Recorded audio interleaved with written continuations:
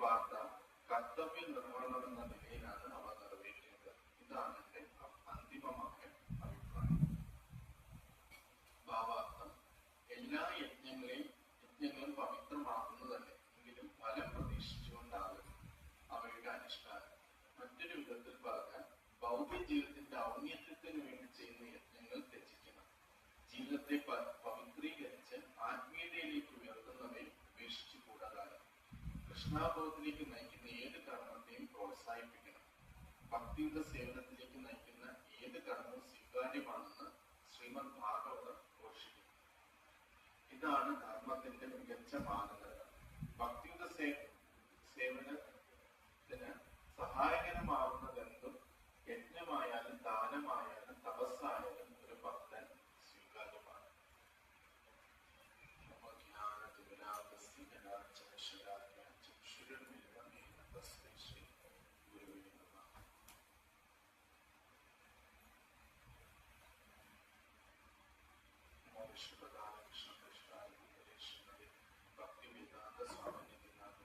നമസ്തേ സാരസ്വതി ദേവേ ഗൗരവാണി പ്രചാരിണി ബ്രഹ്മശേഷൂന്യവാദി പാശ്ചാത്യദേശിക്കാരൻ വാഞ്ചാകൽപതരുഷി ഉപാസിതുഭ്യേവച പതീതാനാം പാവനേഭ്യോ വൈഷ്ണവേഭ്യോ നമോ നമഃ. കോടി വൈഷ്ണവ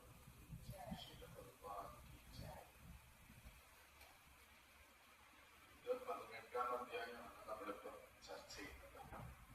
18-ാം അധ്യായം എന്ന് വെച്ചാൽ ഭഗവത്ഗീതയുടെ സംക്ഷിപ്തമാണ്. അപ്പം അതില് ഭഗവാന്റെ ഭക്തനായിട്ടുള്ളത് സുഹൃത്തായിട്ടുള്ള അർജുനൻ ഭഗവാനോട് ഒരു ചോദ്യം ചോദിക്കുകയാണ്. എല്ലാ കർമ്മങ്ങളെയും ഉപേക്ഷിക്കണോ? എന്താണ് ത്യാഗം, എന്താണ് സന്യാസം എന്ന് ചോദിക്കുകയാണ്.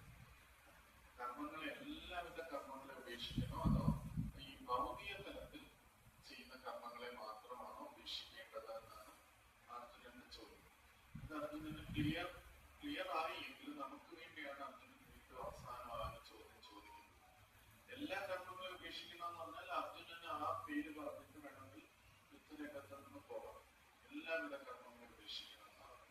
പക്ഷെ തന്നെ പവിത്രമാക്കുന്ന കർമ്മങ്ങൾ, യജ്ഞമായാലും ദാനമായാലും തപസ്സായാലും അത്തരം കർമ്മങ്ങള് ഉപേക്ഷിക്കാൻ പാടുണ്ടോ എന്നാണ് അർജുനന്റെ ചോദ്യം. അപ്പം അതാണ് ത്യാഗവും സന്യാസവും പൂർണ്ണമായിട്ട് എല്ലാം ഉപേക്ഷിച്ചിട്ട് പോവുക എന്നുള്ളത് ഒരു മായാവാദികളെ പോലുള്ള അവ്യക്തഗതവാദികളൊക്കെ ഈ കുടുംബമായിട്ടും ഈ സമൂഹമായിട്ടും എല്ലാ ബന്ധവും ഉപേക്ഷിച്ചിട്ട് ഹിമാലയത്തിലൊക്കെ പോയി തപസ് ചെയ്യാനായിട്ട് പോകും. അങ്ങനെയുള്ളത്. പിന്നെ നമ്മൾ ഈ ഭൂമിയിൽ നിന്നുകൊണ്ട് തന്നെ നമുക്കുള്ള കർത്തവ്യങ്ങൾ അനുഷ്ഠിച്ച് നമ്മൾ ചെയ്യും, ഓരോ പ്രവർത്തികൾ ചെയ്യും.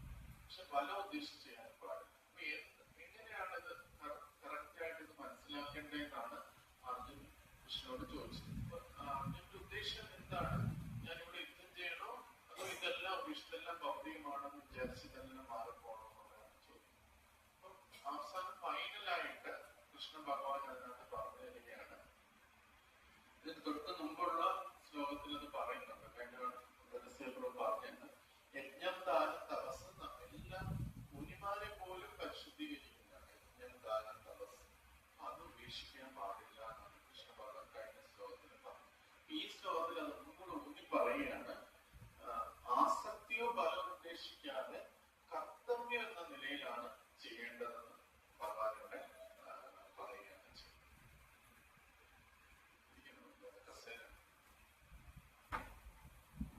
അപ്പൊ ഡ്യൂട്ടി എന്ന നിലയിൽ ചെയ്യണം എന്നാണ് ഭഗവാന്റെ പറയുന്നത്. ഇതിനകത്ത് ഇത് വളരെ ഇമ്പോർട്ടന്റ് ആണ് നമ്മളെ സംബന്ധിച്ചിടത്തോളം. കാരണം ഇവിടെ രണ്ട് കാര്യങ്ങൾ ഭഗവാൻ പറയുന്നു. ആസക്തി ഉണ്ടാവാൻ പാടില്ല, ഫലം ഉദ്ദേശിക്കാനും പാടില്ല. ഫലം ഉദ്ദേശിക്കാതെ ആസക്തി ഇല്ലാതെ ഈ കർത്തവ്യം എന്ന നിലയിലാണ് ചെയ്യേണ്ടത്, ഡ്യൂട്ടി എന്ന നിലയിലാണ് ചെയ്യേണ്ടതെന്ന് പറയുന്നത്. ചിലപ്പം നമുക്ക് ഈ പ്രസ്ഥാനത്തിലൊക്കെ വരുമ്പോൾ നമുക്ക് ചില കാര്യങ്ങളോട് വളരെ അട്രാക്ഷൻ തോന്നും. ഉദാഹരണം പ്രസാദത്തിനോട് നമുക്ക് എല്ലാവർക്കും അട്രാക്ഷൻ തോന്നും. ചിലപ്പോൾ കീർത്തനം അട്രാക്ഷൻ തോന്നും. പല കാര്യങ്ങളോട് നമുക്ക് അട്രാക്ഷൻ ഉണ്ടാവും. അത്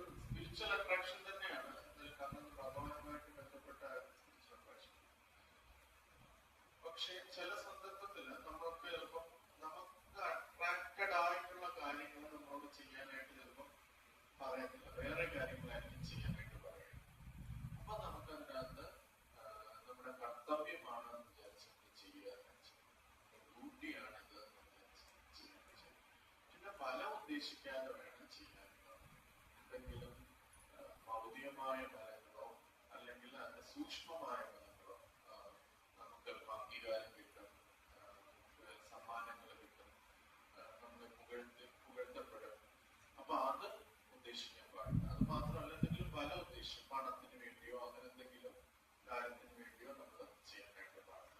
ഇപ്പൊ കർമ്മകാണ്ഡ പ്രിൻസിപ്പിളിലൊക്കെ നമ്മൾ പണത്തിന് വേണ്ടി ഒരുപാട് യജ്ഞങ്ങളും അങ്ങനെയൊക്കെ ചെയ്യും. അപ്പൊ അങ്ങനെ അതൊന്നും ചെയ്യാൻ, അങ്ങനെയൊന്നും ചെയ്യാതെ നിന്റെ ഡ്യൂട്ടി എന്ന നിലയിലാണ് ചെയ്യാനായിട്ട് ഭഗവാൻ അർജുനോട് പറയും. എന്ത് കാര്യമായാലും ഡ്യൂട്ടി എന്ന നിലയിൽ ചെയ്യാനാണ്.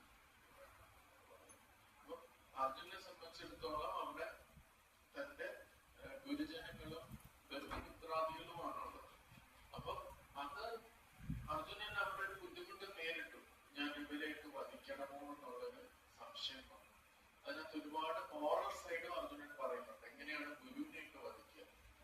കൃഷ്ണനെ മധുസൂദന എന്നൊക്കെ പറഞ്ഞിട്ടാണ് അർജുനൻ സംബോധന ചെയ്യുന്നത്. കൃഷ്ണ അങ്ങ് ഒരുപാട് പേരെ കൊന്നിട്ടുണ്ട്, പക്ഷെ അവരെല്ലാം അങ്ങയുടെ ശത്രുക്കളാണ്.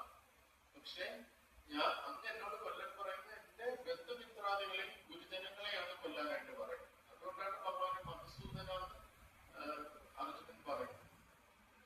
പക്ഷെ ഭഗവാനോട് വ്യക്തമായിട്ട് പറഞ്ഞു കൊടുക്കാണ്, അവിടെ നിന്റെ ധർമ്മം എന്ന് പറഞ്ഞാൽ ഭഗവാന്റെ ഡ്യൂട്ടി എന്ന് പറയുന്നത് നമുക്ക് എപ്പോഴും പല പല ഡ്യൂട്ടീസ് ഓർമ്മ വരും. നമുക്ക് പോലീസുകാരനാണെങ്കിൽ പോലീസിന്റെ ഡ്യൂട്ടി, ഒരു ഡോക്ടറിനാണെങ്കിൽ അദ്ദേഹത്തിന്റെ ഡ്യൂട്ടി, അങ്ങനെ പല, ഒരു വീട്ടമ്മയ്ക്ക് അവരുടെ ഡ്യൂട്ടി. പക്ഷെ യഥാർത്ഥത്തിൽ ധർമ്മം എന്ന് പറഞ്ഞാൽ ഭഗവാന്റെ ഇച്ഛയ്ക്കനുസരിച്ച് പ്രവർത്തിക്കുക എന്നുള്ളതാണ്. അതാണ് പരമമായിട്ടുള്ള ധർമ്മം എന്ന് പറയുന്നത്. അപ്പൊ അത് അനുസരിച്ച് നീ പ്രവർത്തിക്കാനാണ് കൃഷ്ണനിവിടെ നൽകുന്നത്. അപ്പൊ അതിൽ നിനക്ക് ഒരു തരത്തിലുള്ള അമാന്തവും പാടില്ല, എന്ന് ഒരു തരത്തിലുള്ള ഒരു തടസ്സ ചിന്തയും പാടില്ല എന്നാണ് കൃഷ്ണൻ അർജുനോട് പറയുന്നത്. ഇത് നമ്മൾ വ്യക്തമായിട്ട് മനസ്സിലാക്കിയിരിക്കുകയാണെങ്കിൽ നമ്മുടെ സ്പിരിച്വൽ ലൈഫിന് അതൊരു വലിയൊരു മുതൽക്കൂട്ടാണ്. കാരണം നമ്മൾക്ക് ഇതെല്ലാം ബാധിക്കും. ഈ മൂന്ന് കാര്യങ്ങൾ നമ്മളെ ബാധിക്കും സ്പിരിച്വൽ ലൈഫിൽ. ഒന്ന്, നമുക്ക് എന്തിനോടെങ്കിലും ഒരു സ്പെഷ്യൽ ആയിട്ടുള്ള അട്രാക്ഷൻ കാണും, അതുണ്ടാവും. രണ്ട്, നമുക്ക് എന്തെങ്കിലും ഫലം ഉദ്ദേശിച്ചിട്ടുണ്ടാകാനായിരിക്കും നമ്മൾ പല കാര്യങ്ങളും ചെയ്യുന്നത്. മൂന്ന്, നമുക്ക് തടസ്സങ്ങളുണ്ടാവും, നമ്മുടെ ജീവിതത്തിൽ തടസ്സങ്ങളുണ്ടാവും. നമ്മൾ ആ തടസ്സങ്ങൾ വരുമ്പോൾ ചിലപ്പോൾ നമ്മൾ ഭക്തി ഉപേക്ഷിച്ചു. പക്ഷെ നമ്മൾ ശരിക്കും ആലോചിച്ച് ഡീപ്പായിട്ട് ആലോചിച്ചു കഴിഞ്ഞാല് ഈ പ്രസ്ഥാനത്തിൽ നമുക്ക് ശീല പ്രഭുപാദ് നമുക്ക് ഭഗവത്ഗീത എല്ലാം പറഞ്ഞു തന്നിട്ടുണ്ട്. പ്രഭുപാദ് എവിടെയെങ്കിലും നമ്മളോട് പറഞ്ഞു തടസ്സങ്ങൾ ഉണ്ടാവില്ല എന്ന് പറഞ്ഞിട്ടുണ്ട്. പ്രഭുപാദ് നമുക്ക് വ്യക്തമായിട്ട് തടസ്സങ്ങളുടെ കാര്യങ്ങളെ കുറിച്ച് നമുക്ക് പറഞ്ഞു തരണം. അതിദൈവിക, അതിഭൗതിക, ആധ്യാത്മിക, മൂന്ന് തരത്തിലുള്ള തടസ്സം. നമുക്ക് വരുന്ന എല്ലാ തടസ്സങ്ങളും ഈ മൂന്ന് തരത്തിൽ പെട്ടവയാണ്. ഇതിനപ്പുറത്ത് ഒരു തടസ്സവും നമുക്ക് വരാറില്ല. നമ്മുടെ മാനസികമായിട്ട് നമുക്കുണ്ടാവുന്ന എന്തെങ്കിലും പ്രശ്നങ്ങൾ, നമുക്ക് മടുപ്പുണ്ടാകും, കുറെ ആകുമ്പോൾ മടുപ്പ് വരാം, ഇങ്ങനെ നമുക്ക് ഈ ഭക്തി പരിശീലിക്കാൻ തടസ്സം ഉണ്ടാവും. ഇനി ശാരീരികമായിട്ടൊക്കെ എന്തെങ്കിലും പ്രശ്നങ്ങൾ വരുമ്പോൾ അത് കാരണം ഭക്തി തടസ്സം ഉണ്ടാവും. ഇനി നമ്മുടെ എന്തെങ്കിലും വെള്ളപ്പൊക്കമോ അങ്ങനെയൊക്കെ വരുമ്പോഴും, അല്ലെങ്കിൽ ഭയങ്കര മഴ വരുമ്പോഴും നമുക്ക് ഭക്തി പരിശീലിക്കാൻ അങ്ങനെ തടസ്സമില്ല. ചൂട് വരുമ്പോൾ, പിന്നെ മറ്റുള്ളവരാരെങ്കിലും എന്തെങ്കിലും നമ്മളോട് പറയുകയോ അല്ലെങ്കിൽ എന്തെങ്കിലും നമ്മളോട് ദ്രോഹം ചെയ്യുകയോ അതൊക്കെ ചെയ്യുമ്പോഴത്തേന് നമുക്കത് ഭക്തി തടസ്സം, മറ്റുള്ളവർക്ക് മനുഷ്യരായിരിക്കാം, മൃഗമായിരിക്കാം. ഈ മൂന്ന് കാര്യങ്ങളല്ലാതെ ഏതെങ്കിലും ഒരു തടസ്സം നമ്മളെ നമുക്ക് വന്നു. ഈ മൂന്ന് കാര്യങ്ങൾ ഓൾറെഡി പ്രഭുപാദ് ഭഗവത്ഗീതയിൽ പറഞ്ഞിട്ടുണ്ട്. അപ്പം ഇത് ഉണ്ടാകും എന്ന് പ്രഭുപാദ് പറഞ്ഞു. അപ്പൊ ഈ തടസ്സങ്ങൾ നമ്മൾ ഫേസ് ചെയ്യാനുള്ളവർ തന്നെയാണ്. ഈ തടസ്സങ്ങൾ ഇല്ലാതെ നമുക്ക് ഭക്തി കിട്ടും എന്ന് ഓൾറെഡി പറഞ്ഞിട്ടില്ല, ഈ തടസ്സങ്ങൾ ഒരു ഭൗതിക ലോകത്തിലുള്ള ഒരു വ്യക്തിക്ക് ഇത് ഫേസ് ചെയ്യേണ്ടതാണ്, ഇത് ഫേസ് ചെയ്യാനുള്ളതാണ്. അപ്പൊ നമുക്ക് ഇത് വന്നു എന്ന് പറഞ്ഞ് ഭക്തി നമുക്ക് ഉപേക്ഷിക്കാൻ പറ്റും. കാരണം പ്രഭുപാദ് ഇത് പറഞ്ഞിട്ടില്ലെങ്കിൽ പ്രഭുപാദ് നമ്മളെ ചീറ്റ് ചെയ്തു എന്ന് പറയാം. ഭക്തി എന്ന് പറഞ്ഞാൽ വളരെ സന്തോഷകരമാണ്, ഭയങ്കര നല്ലതാണ്, സന്തോഷമാണ് എന്നൊക്കെ പറഞ്ഞിട്ട് നമ്മളെ ഭക്തിയിൽ കൊണ്ടുവന്നിട്ട് ഈ തടസ്സങ്ങൾ പെട്ടെന്ന് വന്നു കഴിഞ്ഞാൽ നമുക്ക് പറയാം പ്രഭുപാദ് ഇതൊന്നും നമുക്ക് പറഞ്ഞു തന്നിട്ടില്ല. പക്ഷെ പ്രഭുപാദ് ഓൾറെഡി നമുക്ക് ഈ കാര്യങ്ങളെല്ലാം പറഞ്ഞു തന്നിട്ടുണ്ട്. മാനസികമായിട്ട് ചിലപ്പോൾ മടുപ്പുണ്ടാകാം, അല്ലെങ്കിൽ നമുക്ക് ശാരീരിക പ്രശ്നങ്ങൾ ഉണ്ടാകാം, അല്ലെങ്കിൽ ബാഹ്യമായ അന്തരീക്ഷത്തിൽ എന്തെങ്കിലും സംഭവങ്ങൾ വന്നിട്ട് നമുക്ക് പ്രശ്നം ഉണ്ടാകാം, അല്ലെങ്കിൽ നമുക്ക് ചുറ്റുമുള്ളവർ നമുക്ക് എന്തെങ്കിലും പ്രശ്നങ്ങൾ ഉണ്ടാക്കി നമുക്ക് തടസ്സങ്ങളായിട്ട് വരാം. പക്ഷെ ഇതൊക്കെ ഓൾറെഡി പ്രഭുപാദ് ഈവൻ ഇതിന്റെ ഇൻട്രൊഡക്ഷനില്, ഭഗവത്ഗീതയുടെ ഇൻട്രൊഡക്ഷനില് പ്രഭുപാദ് ഓൾറെഡി നമുക്ക് തന്നിട്ടുള്ളതാണ്. നമുക്ക് അത് ഇത് വരും എന്ന് മനസ്സിലാക്കി ഇത് നമ്മുടെ ജീവിതത്തിൽ ഇപ്പോഴും വന്നുകൊണ്ടിരിക്കും. ഓരോരുത്തരും ഓരോ തരത്തിലുള്ള തടസ്സങ്ങൾ നേരിട്ടുകൊണ്ടിരിക്കും. പക്ഷെ അത് വെച്ചിട്ട് നമ്മൾ ബാക്കി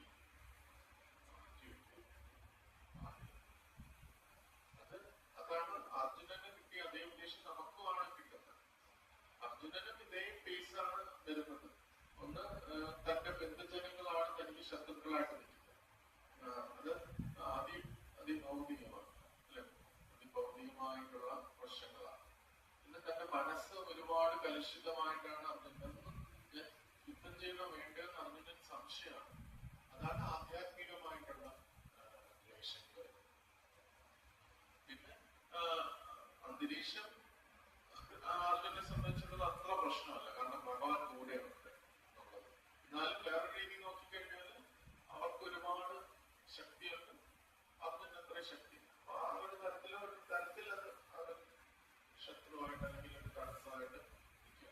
ഇങ്ങനെയുള്ള തടസ്സങ്ങൾ വരുമ്പോഴും നമ്മൾ അതിൽ ഡ്യൂട്ടി എന്ന നിലയിൽ ചെയ്യാനാണ് ഇഷ്ടപ്പെടുന്നത്. അപ്പൊ അതാണ് നമുക്കുള്ള ഉപദേശം. ഈ ഒരു ശ്ലോകത്തിൽ നിന്ന് അർജുനനെ കൊടുക്കുന്ന ഉപദേശം നമുക്ക് എടുക്കാൻ പറ്റുന്നതാണ്.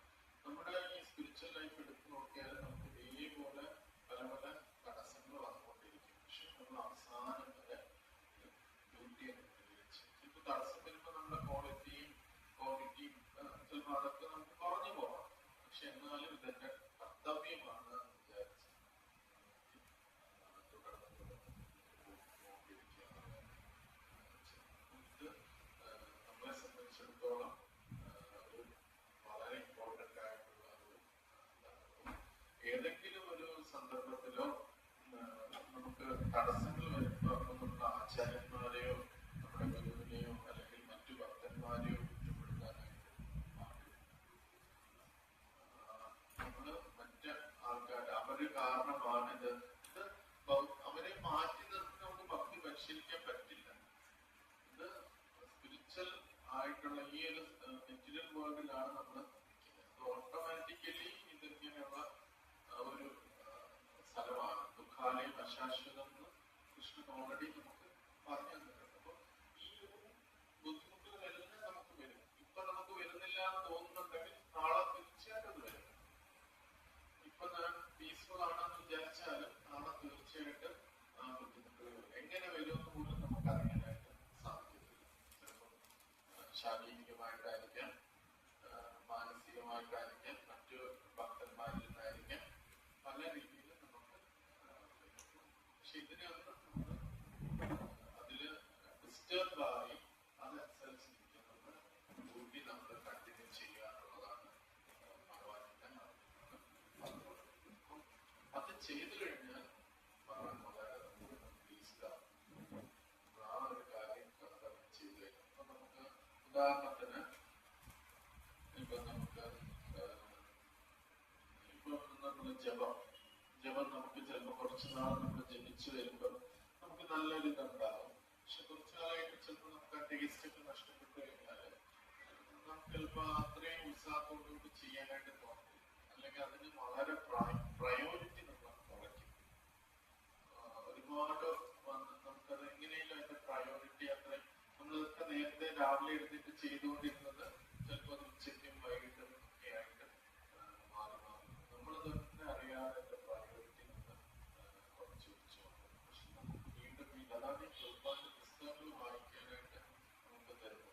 നിരന്തരം ഈ പുസ്തകങ്ങൾ വായിക്കുമ്പോൾ ഓരോ റിമൈൻഡേഴ്സ് ആണ്. നമ്മൾ തിരിച്ചത് ചെയ്യണം എന്നുള്ള ആ റിമൈൻഡേഴ്സ് ആണ്. അപ്പൊ ഇതെല്ലാം യൂട്ടിലൈസ് ചെയ്തുകൊണ്ട് ഒരു സ്പിരിച്വലി അഡ്വാൻസ് ചെയ്യാനായിട്ട് നമ്മൾ ശ്രമിക്കണം. ഇതിനകത്ത് മറ്റ് ഇതിന്റെ പറയുന്നത്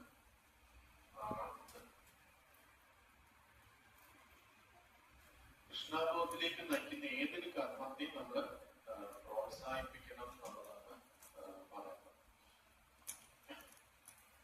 അതായത് നമ്മുടെ ഒരു നേച്ചർ എന്ന് പറഞ്ഞാൽ നമ്മൾ ഇത്രയും ജന്മജന്മാന്തരമായിട്ട് ഇന്ദ്രിയാസ്വാദനത്തിനായിട്ടാണ് നമ്മൾ ഇരിക്കുന്നത്. അപ്പൊ നമുക്ക് ഇമ്മീഡിയറ്റ്ലി പൂർണ്ണമായിട്ട് കൃഷ്ണാബോധത്തിൽ നിൽക്കാനായിട്ട് തടസ്സങ്ങൾ ഉണ്ടാകും.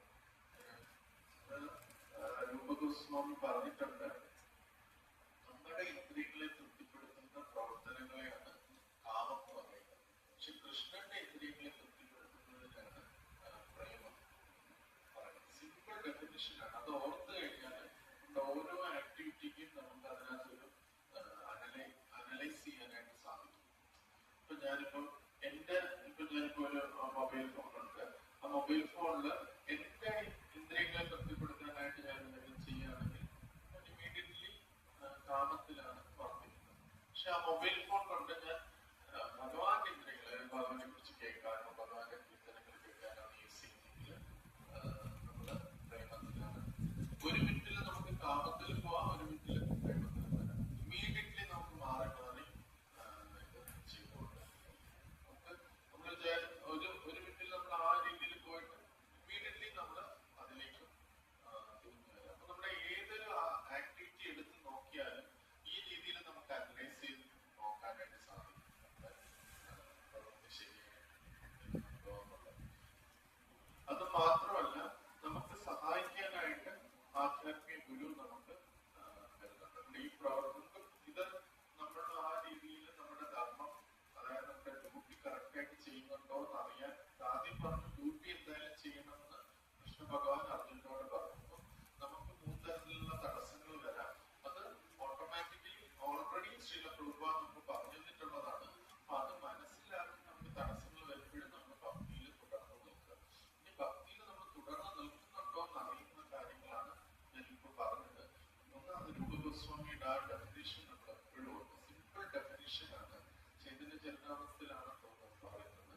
കൃഷ്ണന്റെ സെൻസസ് നമ്മൾ സാറ്റിസ്ഫൈ ചെയ്യാൻ ശ്രമിക്കുകയാണെങ്കിൽ നമ്മൾ പ്രേമത്തിലാണ്. നമ്മുടെ സെൻസസിനെ സാറ്റിസ്ഫൈ ചെയ്യാൻ ശ്രമിക്കുകയാണെങ്കിൽ കാമത്തിലാണ്. അപ്പൊ ഓട്ടോമാറ്റിക്കലി നമ്മൾ ജന്മജന്മാന്തരമായിട്ട് കാമ പ്രവൃത്തിയിലാണ് ഏർപ്പെട്ടുകൊണ്ടിരിക്കുന്നത്. നമ്മള് ഈ പ്രത്യേകിച്ച് ഈ പ്രസ്ഥാനത്തിൽ വരുന്നതിന് മുമ്പ് നമ്മൾ ചെയ്യുന്നത് ഒരു അംശം പോലും ഭഗവാൻ പ്രേമമായിട്ട് നമ്മൾ ചെയ്തിട്ടില്ല. നമ്മൾ ഈ അമ്പലത്തിൽ പോയിട്ടുണ്ടായിരിക്കാം, പക്ഷെ പോയിട്ടുള്ളത് പോലും നമ്മുടെ ഇന്ദ്രിയങ്ങളുടെ തൃപ്തിക്ക് വേണ്ടിയാണ് നമ്മൾ പോയത്. എനിക്ക് നല്ല ജോലി കിട്ടണം, എനിക്ക് എന്റെ കുട്ടികൾ നല്ല പഠിക്കണം, ഇങ്ങനെയൊക്കെയുള്ള കാര്യത്തിനാണ് നമ്മൾ എപ്പോഴും പോയത്. പക്ഷെ ഇവിടെ വന്നിട്ട് ശീല പ്രഭുപാദ് നമുക്ക് വീണ്ടും നമ്മൾ ചെയ്യേണ്ടത് കൃഷ്ണന്റെ തൃപ്തിക്ക് വേണ്ടിയാണ്. പക്ഷെ നമുക്ക് അത്രയും ജന്മജന്മാന്തരമായിട്ട് ഈ കാമപ്രവൃത്തി ചെയ്തുകൊണ്ടിരിക്കുന്നത് അത് മാറ്റാനായിട്ട് ബുദ്ധിമുട്ടുണ്ടാവും. അപ്പൊ അതുകൊണ്ടാണ് ആചാര്യന്മാര് അതിനെ ഡൗട്ടൈലിംഗ് എന്ന് പറഞ്ഞൊരു പ്രോസസ് നമുക്ക് നൽകിയിട്ടുണ്ട്. അപ്പൊ നമുക്ക് നല്ല ഫുഡ് കഴിക്കാൻ ആഗ്രഹമുണ്ട്, ഫുഡ് ഉണ്ടാക്കാൻ ഭഗവാൻ ഉപയോഗിച്ച് പ്രസാദമായിട്ട് കഴിക്കും.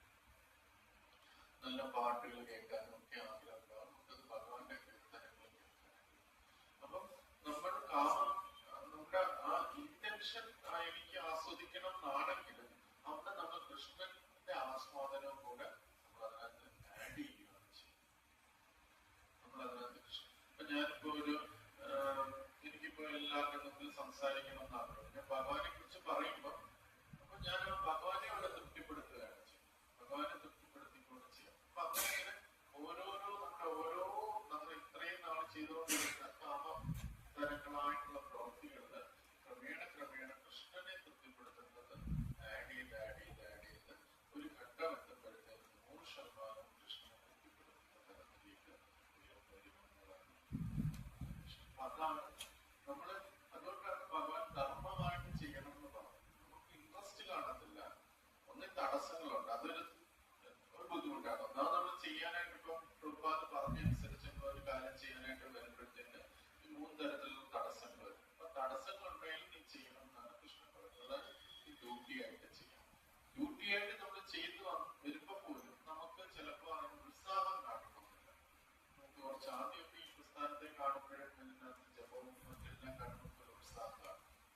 ചെയ്യുമ്പോൾ ആ ഉത്സാഹം നഷ്ടപ്പെടും. അപ്പം എന്നാൽ പോലും നീ ആ ഡ്യൂട്ടിയായിട്ട് എന്റെ കർമ്മ ചെയ്തുകൊണ്ടിരിക്കുകയാണ്.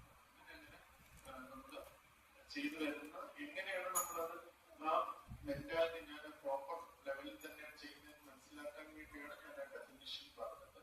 നമ്മൾ ചെയ്യുന്ന ഓരോ പ്രവൃത്തിയും നമുക്കത് ചിന്തിച്ച് നോക്കാൻ പറ്റും. ഞാൻ എന്ത് തരത്തിലാണ്, നമ്മൾ സ്പിരിച്വലാണോ മെറ്റീരിയലാണോ ഇമ്മീഡിയറ്റ്ലി നമുക്ക് മനസ്സിലാക്കാനായിട്ട് പറ്റും.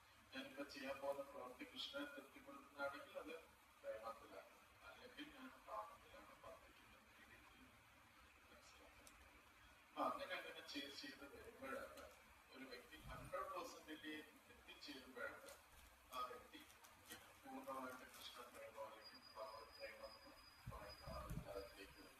അപ്പൊ ആ ഗോൾ അത്രയും ഉയരാണ്. നമ്മളെപ്പോഴും ഭഗവത് പ്രേമം എന്ന് പറയുമ്പോൾ നമ്മൾ അതിനെ അത്ര നമുക്കത് മനസ്സിലാക്കാൻ പറ്റുന്നില്ല. അതുകൊണ്ട് നമുക്കതൊരു താത്വികമായിട്ടുള്ളൊരു ഗോളായിട്ട് നമ്മൾ വയ്ക്കുള്ളൂ. പക്ഷെ നമ്മൾ ചിന്തിച്ചു നോക്കിയാൽ ചൈതന്യ മഹാപ്രഭു ഇങ്ങനെ വന്നത് കൃഷ്ണനെ എങ്ങനെയാണ് രാധാറാണി സ്നേഹിക്കുന്നതെന്ന് മനസ്സിലാക്കാൻ വേണ്ടിയാണ് ചൈതന്യ മഹാപ്രഭു വന്നത്.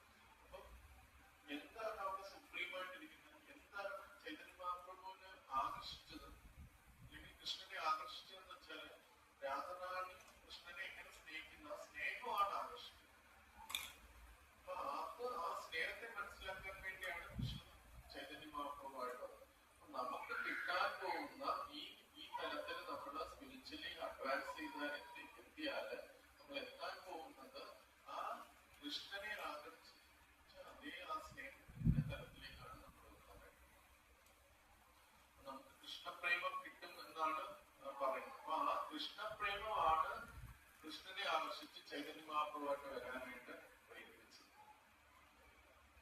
ആ ഭഗവാൻ തന്നെ ആകർഷിക്കപ്പെടുന്ന സ്നേഹമാണ്, ആ ഒരു തലം, ആ ഒരു ബോധമാണ് നമുക്ക് കിട്ടാനായിട്ട്.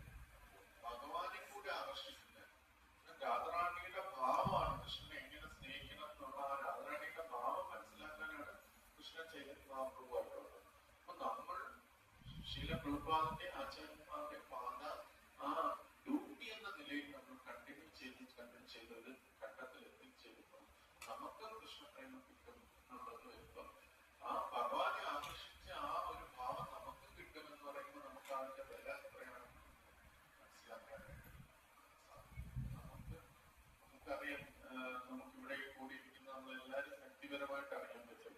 നമുക്ക് പലപ്പോഴും ജപത്തിലെ തടസ്സങ്ങളും നമുക്കറിയാത്ത ഉത്സാഹമില്ലായ്മയും എല്ലാം ഉണ്ടാവാം. ഇതൊക്കെ ഭൗതിക ലോകത്തിൽ നമ്മൾ നിൽക്കുന്നതുകൊണ്ട് നാച്ചുറൽ ആയിട്ട് വരുന്നതാണ്. ഇതിനകത്തെല്ലാം അതിദൈവികവും അതിഭൗതികവും ആധ്യാത്മികവുമായിട്ടുള്ള ദേഷ്യങ്ങൾ തീർച്ചയായിട്ടും നമുക്കുണ്ടാകും. ഇത് നമ്മുടെ ഉത്സാഹം കുറഞ്ഞു പോകും.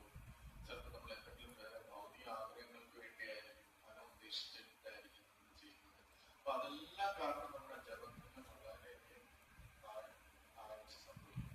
അപ്പൊ നമുക്കിത് ഉപേക്ഷിക്കാനോ അല്ലെങ്കിൽ അതിന് ഉദാസീനത കാണിക്കാനോ നമുക്കൊരു ടെൻഡൻസി ഉണ്ടാകും. പക്ഷെ അവിടെയൊക്കെ ഭഗവാന്റെ ഒരു നിർദ്ദേശം നമുക്ക് ഹെൽപ്ഫുള്ളാണ്. അർജുനന് ഇതേ സിറ്റുവേഷൻ വന്നിട്ട് അർജുനോട് പറഞ്ഞു, നീ ഡ്യൂട്ടി ആയിട്ട് ഇത് ചെയ്യുമെന്നാണ് പറയുന്നത്. ചിലപ്പോൾ നമുക്ക് അതിന്റെ രുചി നമുക്ക് മനസ്സിലാകുന്നില്ല. പക്ഷെ നിനക്ക് രുചിയൊന്നും ഇല്ലെങ്കിൽ കുഴപ്പമില്ല, ഡ്യൂട്ടി ആയിട്ട് ചെയ്യുക. നമ്മുടെ ഓരോരുത്തരുടെയും പരമമായ ഡ്യൂട്ടിയാണ് ഭഗവാനെ മനസ്സിലാക്കുക, ഭഗവാനെ ഓർക്കുക എന്നുള്ളത്. ആക്ച്വലി ഭഗവാനെ ഓർക്കുക എന്നുള്ളതാണ് അൾട്ടിമേറ്റ് ആയിട്ടുള്ള നമ്മുടെ വഴി. അതിന് വേണ്ടിയുള്ള വഴികളാണ് ഈ നാമജപവും. നമ്മൾ പറയും ചിലപ്പോൾ എനിക്ക് നാമജപം ഇല്ലാതെ ഭഗവാനെ ഓർക്കാൻ പറ്റും, എന്റെ വീടിനടുത്ത് അമ്പലം ഉണ്ട് ഭഗവാൻ. പക്ഷെ നമുക്ക് ആഴത്തിലേക്ക് കടക്കണമെങ്കിൽ നാമജപം മസ്റ്റാണ്. നാമജപം നമ്മൾ രാവിലെ എഴുന്നേറ്റ് ജപിക്കുന്നത് മസ്റ്റാണ്. അത് നമുക്ക് കുറച്ച് സീരിയസ് ആയിട്ട് അത് നമ്മുടെ ലൈഫിൽ അപ്ലൈ ചെയ്യുമ്പോഴേ അതിന്റെ വാല്യൂ നമുക്ക് മനസ്സിലാക്കാനായിട്ട് പറ്റും. നമുക്ക് എല്ലാവർക്കും പല പല സർവീസുകളുണ്ട്, പല പല ഉത്തരവാദിത്തങ്ങളുണ്ട്. വീട്ടിലായാലും ഓഫീസ് പരമായിട്ടും ഒക്കെ ഒരുപാട് ഉത്തരവാദിത്തങ്ങളൊക്കെ ഉണ്ടാകും. പക്ഷെ പരമമായ ധർമ്മമാണ് നമ്മൾ ഭഗവാന്റെ നിർദ്ദേശം അനുസരിച്ച് ഡ്യൂട്ടി എന്ന നിലയിൽ ചെയ്യുന്നത് തന്നെ സിൻസിയർ ആയിട്ടുള്ള ആ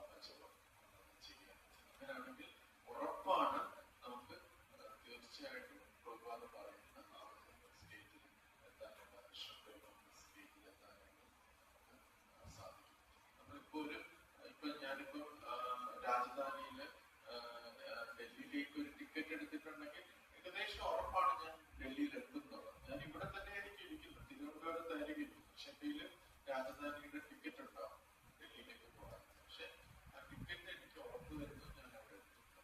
ഇതേപോലെ ഒരുപാട് പറഞ്ഞ ഈ കാര്യങ്ങൾ നമുക്ക് സിൻസിയറായിട്ട് ഫോളോ ചെയ്യാനായിട്ട് ശ്രമിക്കുകയാണെങ്കിൽ ഒരു ഡ്യൂട്ടി എന്ന നിലയിൽ നമുക്ക് ഭാവമോ സ്നേഹമോ അതൊന്നും നമുക്ക് കിട്ടരുത്. അങ്ങനെ കിട്ടിയെന്ന് നമ്മൾ അഭിമാനിക്കാനും അഹങ്കരിക്കാനും പാടില്ല. നമ്മുടെ ലെവലിൽ നമുക്ക് അറിയാൻ പറ്റും. ഇമ്മീഡിയറ്റ്ലി കൃഷ്ണനിൽ നിന്ന് മാറിക്കഴിഞ്ഞാൽ നമ്മൾ ഉടനെ ഭൗതികതയിലേക്കാണ് പോകുന്നത്. അപ്പൊ നമ്മൾ അങ്ങനെയുള്ള ഞാൻ എന്തോ ഡ്യൂട്ടിയാണ് എന്നുള്ള ചിന്തയെല്ലാം മാറ്റി വെച്ച് ആ ഡ്യൂട്ടി എന്ന നിലയിൽ ഉദ്ദേശിക്കുന്ന ദൈനംദിനമായിട്ട് ചെയ്തുകൊണ്ടിരിക്കുന്നു. കേസ് നമ്മൾ അതിന് പെർഫെക്റ്റ് ആയില്ലെങ്കിൽ അടുത്ത ജന്മം നമുക്ക് അതിനുള്ള അവസരം പകർന്നു തരും. ചെയ്യുകയാണെങ്കിൽ ഈ ജന്മത്തിൽ തന്നെ നമുക്ക് കൃഷ്ണനെ ആകർഷിക്കുന്ന കൃഷ്ണപ്രേമം. ഭക്തിരസാമസിദ്ധ വായിച്ചവർക്കറിയാം, ഇതിനകത്ത് 6 ക്യാരക്ടറിസ്റ്റിക് ഉള്ളതില് ഒന്നാണ് ശ്രീകൃഷ്ണ ആകർഷണം. പരിശുദ്ധ ഭക്തി കൃഷ്ണനെ കൂടി ആകർഷിക്കുന്നുവെന്ന് ഒരു ക്യാരക്ടറിസ്റ്റിക് ആണ് ഭക്തിരസാമസിദ്ധ പറയുന്നത്. ആ പരിശുദ്ധ ഭക്തിയാണ് നമുക്ക് കിട്ടാനായിട്ട്, കൃഷ്ണനെ ആകർഷിക്കുന്ന പരിശുദ്ധ ഭക്തിയാണ് നമുക്ക് കിട്ടാൻ പോകുന്നത്. അപ്പൊ അതാണ് നമ്മുടെ ലക്ഷ്യം. അപ്പൊ അത് ആ ലക്ഷ്യത്തിലേക്കുള്ള വഴിയാണ് പ്രഭുപാദ് നമുക്ക് പറഞ്ഞു തന്നിട്ടുള്ള കാര്യങ്ങൾ. അപ്പൊ അതില് നമുക്ക് ഇടയ്ക്കൊക്കെ തടസ്സങ്ങൾ വരാം, ഉത്സാഹം നഷ്ടപ്പെടാം, മറ്റ് ചിന്തകളിലേക്ക് പോകാം. എങ്കിൽ പോലും നമ്മൾ ഇതെല്ലാം മാറ്റി വെച്ച് ഡ്യൂട്ടി ഇത് എനിക്കിഷ്ടമില്ല എങ്കിൽ പോലും ഞാൻ ജപിക്കും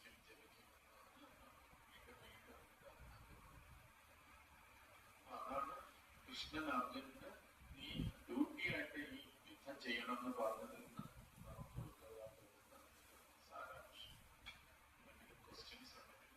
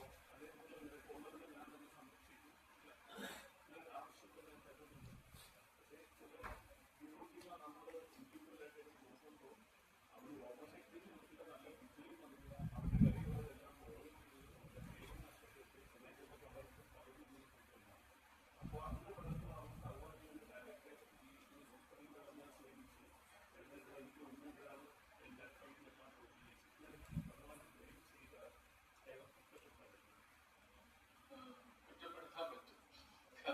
ശരിക്കും ആ ഒരു നോളജ് ഇല്ലാത്തത് കൊണ്ടാണ്. എന്തുകൊണ്ടെന്ന് വെച്ചാല് ഇപ്പൊ ഞാനൊരു ഉദാഹരണം പറഞ്ഞു. ഇപ്പം ഞാൻ ഒരാളെ വധിച്ചു എന്ന് പറഞ്ഞു, ഒരാളെ വധിച്ചു. ഞാനൊരു വ്യക്തിയെ ആക്രമിച്ചു, വധിച്ചു. അപ്പം അയാളുടെ ബന്ധുക്കൾ എന്നെ വധിക്കാനായിട്ട് വരികയാണ്. പക്ഷെ അതിനിടയ്ക്ക് എന്നെ പോലീസ് വിളിച്ച് ജയിലിലിട്ടു. എന്നെ ജയിലിലിട്ട് കഴിഞ്ഞപ്പോൾ ഞാൻ തോന്നും എന്നെ പോലീസ് വിളിച്ചല്ലോ, എന്നെ ബുദ്ധിമുട്ടായില്ല, എനിക്കൊന്നും പുറത്തിറങ്ങാനും പറ്റുന്നില്ലല്ലോ എന്ന് വിചാരിക്കും. പക്ഷെ എനിക്ക് ജയിലിൽ കിടന്ന് എനിക്ക് സമാധാനമായിട്ട് ഭക്ഷണം കഴിക്കാൻ, സമാധാനം തുറന്നാൽ ഞാൻ പുറത്തിറങ്ങിയിരുന്നെങ്കിൽ ഞാൻ വധിച്ച ആളുടെ അപ്പൊ നമ്മൾ വിചാരിക്കും നമുക്കുണ്ടാവുന്ന നഷ്ടങ്ങള് യഥാർത്ഥത്തിൽ നമുക്ക് കിട്ടാവുന്ന ഏറ്റവും വലിയ ശിക്ഷയാണെന്ന് വിചാരിക്കും. പക്ഷെ ഏറ്റവും വലിയ നമുക്ക് കിട്ടാൻ പോകുന്ന ഏറ്റവും വലിയ ബുദ്ധിമുട്ടിൽ നിന്നുള്ള ഒരു മോചനമായിരിക്കും. നമുക്കത് മനസ്സിലാക്കാൻ പറ്റില്ല. നമ്മുടെ ബ്രെയിനിൽ അത് മനസ്സിലാക്കാൻ പറ്റും. ഈവൻ ശീല പ്രഭുപാദിന് കൂടി അത് മനസ്സിലായില്ല. അതുകൊണ്ടാണ് ശീല പ്രഭുപാദ് ലോസ് ആഞ്ചൽസിൽ ഉണ്ടായിരുന്ന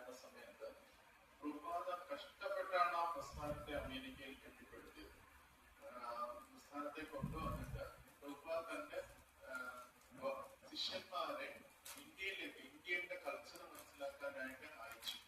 പക്ഷെ അൺഫോർച്ചുനേറ്റ്ലി കുറെ അവിടെ ഉണ്ടായിരുന്ന കുറച്ച് പ്രഭുപാദിന്റെ ഗോഡ് ബ്രദേഴ്സ് ഇവർ പ്രഭുപാദിന്റെ ഉയർച്ചയിൽ അസൂയ കൊണ്ട് ഈ ശിഷ്യന്മാർക്ക് തെറ്റായ നിർദ്ദേശങ്ങൾ കൊടുത്തു. അവർ ഇന്ത്യയിലാണല്ലോ, പ്രഭുപാദ് അമേരിക്കയിലാണ്, ഗൈഡ് ചെയ്യാനായിട്ട് പറ്റില്ല. പക്ഷെ ഇങ്ങനെ കേട്ട് പ്രഭുപാദിനെ പൗണ്ട്രാചാര്യ എന്ന് പറയാൻ പറ്റില്ല, പ്രഭുപാദിന് എന്ത് ചെയ്യാൻ പറ്റില്ല, ഇതൊക്കെ പറഞ്ഞിട്ട് ഈ ശിഷ്യന്മാര് തിരിച്ച് ഇന്ത്യയിൽ ലോസ് ആഞ്ചൽസിൽ തിരിച്ചു. അവരിത് സ്പ്രെഡ് ചെയ്യാൻ തുടങ്ങി. അവർ ഈ തെറ്റായ ഫിലോസഫി കേട്ട് അത് സ്പ്രെഡ് ചെയ്യാൻ. പ്രഭുപാദ് ഇത് അറിഞ്ഞപ്പോൾ വളരെയധികം വിഷമം തോന്നി. താനാണ് ഇവരെല്ലാം കൾട്ടിവേറ്റ് ചെയ്ത് കൊണ്ടുവന്നത്. ഈ കുട്ടികളെ ഇന്ത്യയിൽ അയച്ചപ്പോഴത്തേന് അവരെല്ലാം തെറ്റായി പഠിച്ചിട്ട് വന്ന് പഠിച്ചു. അപ്പൊ പ്രഭുപാദ് തമാൽകൃഷ്ണ മഹാരാജിനോട് പറഞ്ഞു, എന്നെ ഇവിടുന്ന് കൊണ്ടുപോയി, എനിക്കിവിടെ നിൽക്കാൻ ആഗ്രഹമില്ല എന്ന് പറഞ്ഞു. അങ്ങനെ തമാൽകൃഷ്ണ മഹാരാജാണ് പ്രഭുപാദിനെ കൊണ്ട് ഇന്ത്യയിലേക്ക് തിരിച്ചു വന്നത്. അപ്പം ആ സമയത്ത് പ്രഭുപാദ് ഡെഡ് ബെഡിൽ ഇരിക്കുന്ന സമയത്ത് പ്രഭുപാദ് ലോസ് ആഞ്ചൽസിലെ ന്യൂ ദ്വാരകയിലെ ടെമ്പിൾ ഡേറ്റീസാണ് രുക്മിണി ദ്വാരകധീശ്. രുക്മിണി ദ്വാരകധീശിനോട് പ്രഭുപാദ് ആത്മാർത്ഥമായിട്ട് പ്രാർത്ഥിച്ചു, ഞാൻ എന്നെ എന്തിനാണ് ഇവിടുന്ന് ഓടിക്കുന്നത്? ഞാൻ ഇവിടെ വലിയൊരു പ്രസ്ഥാനം ഉണ്ടാക്കി, എല്ലാവരും ഉത്സാഹത്തോടെ ഓരോ കാര്യങ്ങൾ ചെയ്യുന്നു. എന്നെ എന്തിനാണ് ഇപ്പൊ ലോസ് ആഞ്ചൽസ്? അത് 1970 പ്രഭുപാദ് അവിടുന്ന് ഇന്ത്യയിലേക്ക് വരേണ്ടി വന്നത്. അവിടെ വച്ച് പക്ഷെ ഇപ്പൊ എനിക്ക് മനസ്സിലായി എന്തിനാണ് ഭഗവാൻ എന്നെ അവിടെ ഓടിച്ചെന്ന് മനസ്സിലായി. ഇപ്പൊ ഈ കൃഷ്ണബലറാം ടെമ്പിളിൽ കിടന്നുകൊണ്ടാണ് പ്രഭുപാദിന്റെ റൂമിൽ കിടന്നുകൊണ്ടാണ് പ്രഭുപാദ് പറയുന്നത്, ഈ ടെമ്പിള് മറ്റെല്ലാ ടെമ്പിളിനെക്കാളും മികച്ച ടെമ്പിളാണ്. അപ്പൊ അത്രയും പരിശുദ്ധ ഭക്തനായിട്ടുള്ള പ്രഭുപാദിന് പോലും 1970 അങ്ങനെ ഒരു പ്രശ്നം വന്ന് അദ്ദേഹത്തിന് അമേരിക്കയിൽ നിന്ന് ഇന്ത്യയിലേക്ക് വരാനുള്ള ഒരു കാരണമായിരുന്നു. ഇന്ത്യയിൽ വന്നതുകൊണ്ടാണ് ഇന്ത്യയിൽ നമുക്ക് വൃന്ദാവനം, മായാപൂരും, ബോംബെയും ഒക്കെ ടെമ്പിളും ഇന്ത്യയിൽ ഇസ്കോൺ സ്ഥാപിച്ചത്. അങ്ങനെ ഒരു പ്രശ്നം അവിടെ ഉണ്ടായതുകൊണ്ടാണ്. പക്ഷെ എന്തുമാത്രം പ്രഭുപാദിന്റെ ഹൃദയത്തിൽ വേദന ഉണ്ടായിട്ടാണ് താൻ വളർത്തിയ ശിഷ്യന്മാര് ഈ തെറ്റായ ഫിലോസഫി പറയുന്നത് കണ്ട പ്രശ്നം മനസ്സിലാവും. അതുപോലെ ഒരു ഭക്തനെ സംബന്ധിച്ചിടത്തോളം അയാൾക്ക് ഫിനാൻഷ്യലി നഷ്ടം ഉണ്ടാവാം, അയാൾക്ക് കുട്ടിക്ക് വിവാഹം കഴിക്കാൻ പറ്റില്ല, പറഞ്ഞ പോലെ പല പല റീസൺസ്. ഇതിനെല്ലാം ഒരു വ്യക്തി സിൻസിയർ ആണെങ്കിൽ, ഒരു ഡിവോട്ടി സിൻസിയർ ആണെങ്കിൽ, എന്നിട്ടും ആളുകളിലേക്ക് ഇങ്ങനത്തെ ഒരു സംഭവങ്ങൾ വരുന്നുണ്ടെങ്കിൽ അത് എന്തോ ഒരു വലിയൊരു പ്രശ്നത്തിൽ നിന്ന് ആ വ്യക്തിയെ മാറ്റി നിർത്തുകയാണ് എന്ന് മനസ്സിലാക്കി. അതാണ് ഭാഗവത്തിലെ ശ്ലോകം, തത്തേം ഗർഭം ശിശുക്ഷമാണോ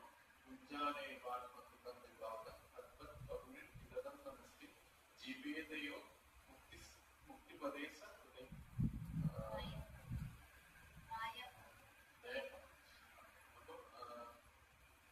എനിക്ക് വന്നുകൊണ്ടിരിക്കുന്ന പ്രശ്നങ്ങള് ഭഗവാനായിട്ട് കുറച്ചു തന്നു എന്ന് വിചാരിക്കുന്ന ഒരു വ്യക്തിക്ക് മുക്തി എന്ന് പറഞ്ഞാൽ ഒരു കുഞ്ഞ് ജനിക്കുമ്പോൾ അച്ഛന്റെ സ്വത്ത് കിട്ടുന്ന പോലെ ഓട്ടോമാറ്റിക് ആണെന്നാണ് ശ്രീമദ് ഭാഗവതം പറയുന്നത്. നമുക്ക് ധനനഷ്ടം ഉണ്ടാവാം, നമുക്ക് റിലേറ്റീവ്സ് നഷ്ടപ്പെടാം, അല്ലെങ്കിൽ എന്തെങ്കിലും ഭയങ്കര മോശമായിട്ടുള്ള കാര്യത്തിന് നമുക്ക് എത്ര വഴക്കുണ്ടാകാം, ഇങ്ങനെ പല കാര്യങ്ങളും ഉണ്ടാവും. ഒരു ഭക്തൻ സിൻസിയർ ആണെങ്കിൽ ആ വ്യക്തി മനസ്സിലാക്കി ഇതിലും എത്രയോ വലുത് എന്ന് അതിൽ തന്നെ മാറ്റി നിർത്താൻ വേണ്ടി ഭഗവാനുണ്ടായിരുന്നു. അപ്പൊ ആ ഒരു ഫസ്റ്റ് എക്സാമ്പിൾ ഓർത്താണ്. ഞാൻ ഒരാളെ വധിച്ചു, അവരുടെ ബന്ധുക്കൾ എന്നെ കൊല്ലാൻ വരുന്നു, അതിനിടയ്ക്ക് എന്നെ പോലീസ് ജയിലിട്ടു. അപ്പൊ ജയിലിട്ടത് നമ്മൾ വലുതായിട്ട് എടുക്കാൻ പാടില്ല. ഈ അയാൾ അതിൽ തന്നെ രക്ഷപ്പെട്ടു എന്നാണ് നമ്മൾ കാരണത്തിൽ ഒരു ഭക്തൻ ഒരു കാരണവശാലും ഭഗവാനെ കുറ്റപ്പെടുത്തുന്നു, ഭഗവാനോടുള്ള ഭക്തി ഇഷ്ടപ്പെടുന്നു. എന്തിലും അദ്ദേഹം പോസിറ്റീവായിട്ട് ഭഗവാനെ സംരക്ഷിക്കുന്നു എന്നാണ്.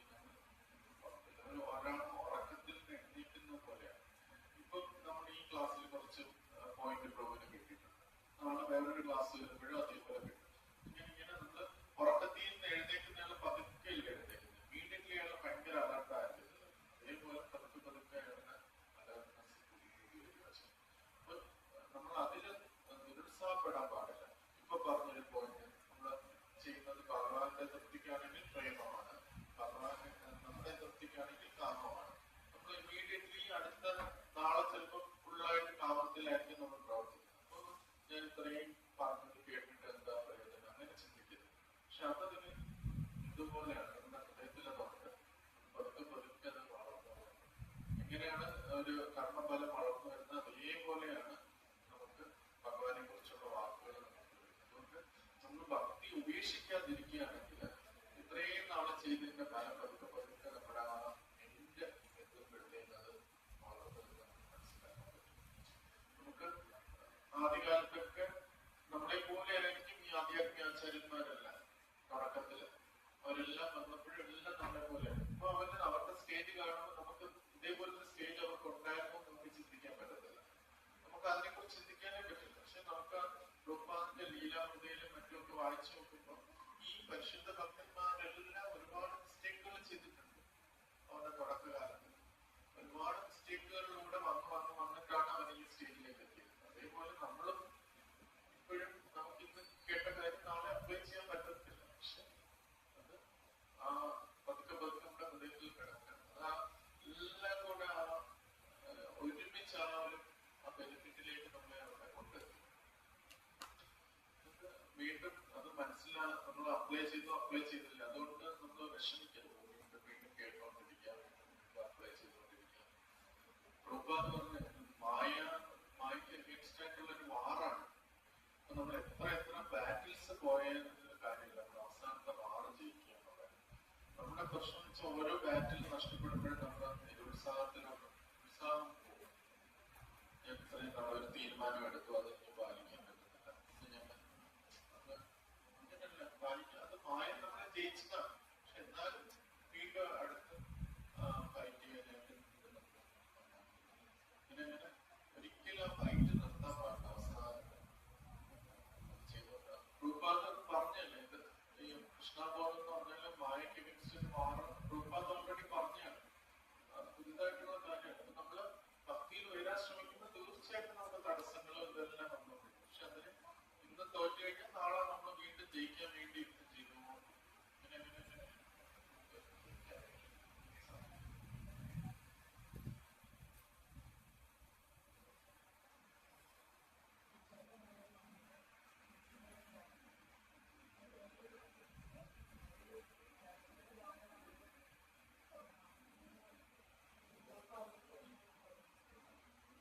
ചോദിച്ചത് ചിലര് സിൻസിയർ ആയിട്ട് ഭക്തി പരിശീലിക്കുന്നു, ചിലർക്ക് അത്രയും സിൻസിയറിറ്റി വരുന്നില്ല എന്നുള്ളതാണ് പറയുന്നത്.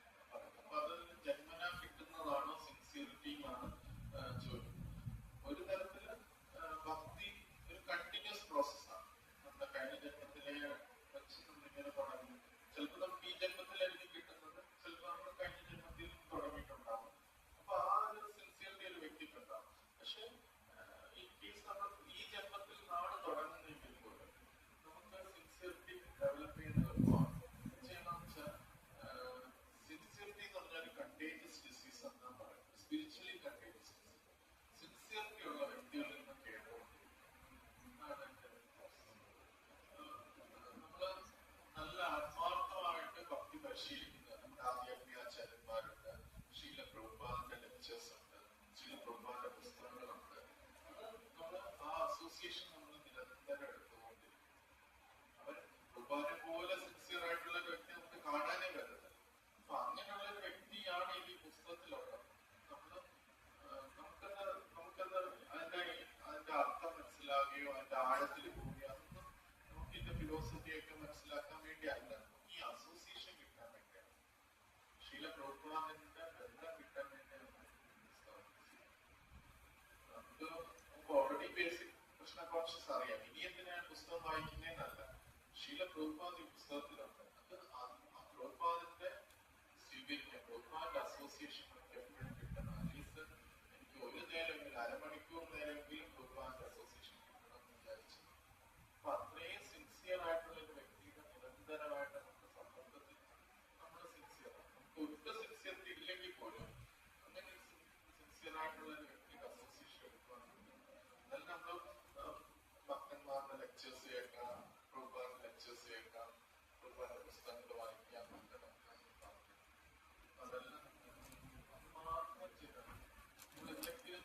അധികം കുളിക്കുകയായിരിക്കും, ഷേവ് ചെയ്യുകയായിരിക്കും, തലമുടി കഴുകുകയായിരിക്കും. ജസ്റ്റ് ലെക്ചർ ഇട്ടിട്ട് ചെയ്യണം, അല്ലെങ്കിൽ തീർത്ഥമായിട്ടിട്ട് ചെയ്യണം. അതിങ്ങനെ ബാക്ക്ഗ്രൗണ്ട്